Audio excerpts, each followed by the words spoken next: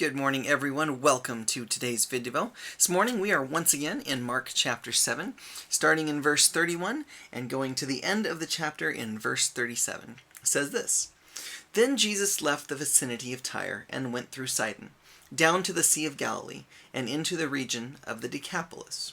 There some people brought to him a man who was deaf and could hardly talk, and they begged Jesus to place his hand on him. After he took him aside, away from the crowd, Jesus put his fingers into the man's ears. Then he spit and touched the man's tongue. He looked up to heaven and with a deep sigh said to him, Ephphatha, which means, be opened. At this the man's ears were opened, his tongue was loosened, and he began to speak plainly. Jesus commanded them not to tell anyone, but the more he did so, the more they kept talking about it. People were overwhelmed with amazement. He has done everything well, they said. He even makes the deaf hear and the mute speak.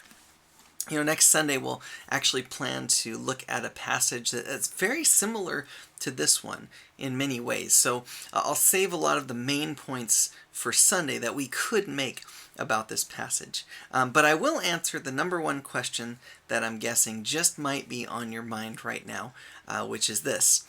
What on earth is Jesus doing in this passage, right? I mean, I get he's healing this guy, but why is Jesus putting his fingers in the guy's ears, and why is he spitting and touching this guy's tongue?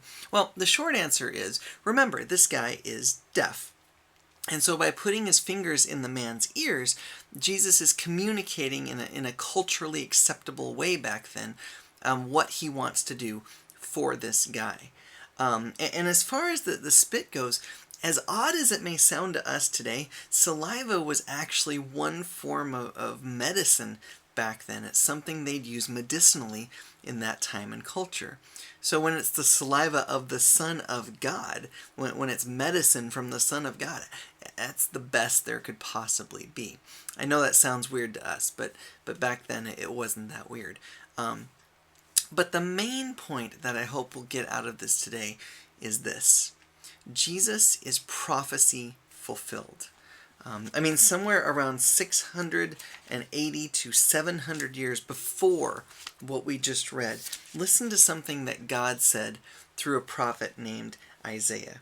All right, in Isaiah 53, verses 3 through 5, God says this: Strengthen the feeble hands, steady the knees that give way. Say to those with fearful hearts, be strong, do not fear. Listen to this. Your God will come. He will come with vengeance, with divine retribution. He will come to save you. Check this out, verse 5. Then will the eyes of the blind be opened, and the ears of the deaf unstopped. And it's just that reminder to us once again that, man, God always keeps his promises. He keeps them in his timing according to his plan, but he never breaks a promise. He keeps every single one. So, as far as application goes, what promise do you need from God today?